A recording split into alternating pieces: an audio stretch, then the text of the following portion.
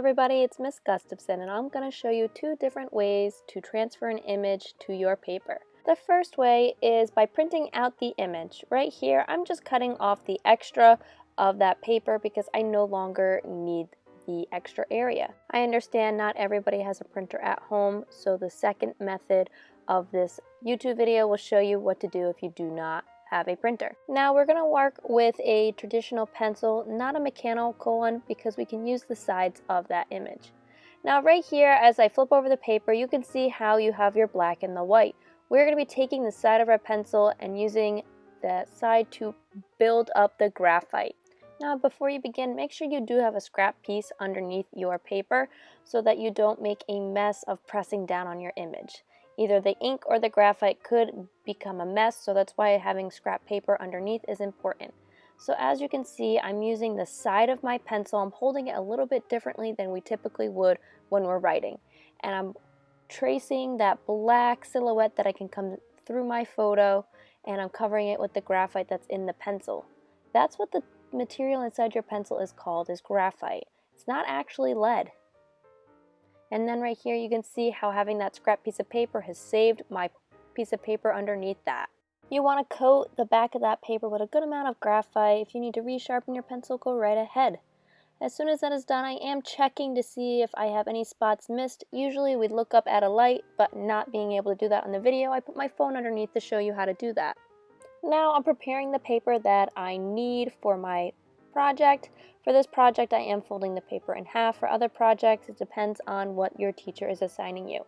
So just folding that in half, nice and neat, and then I'm going to grab my piece of paper that's loaded with graphite and try to center that in the middle of the half.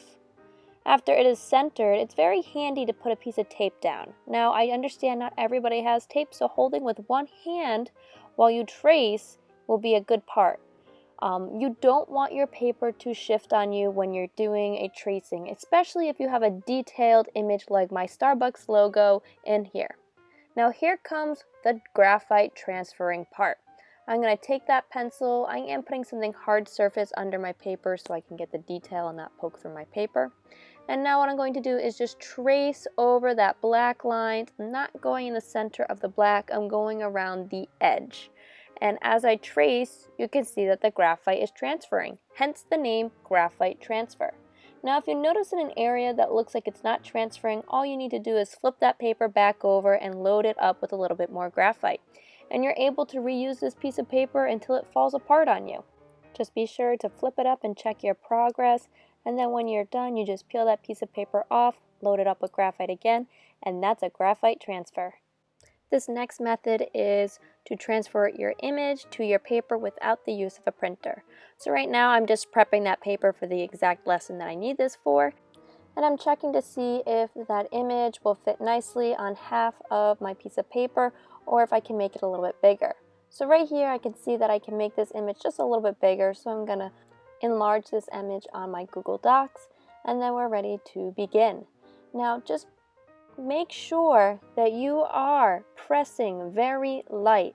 I'm going to hold my paper there, and with a pencil I am going to go extremely light on this so I do not disrupt my screen.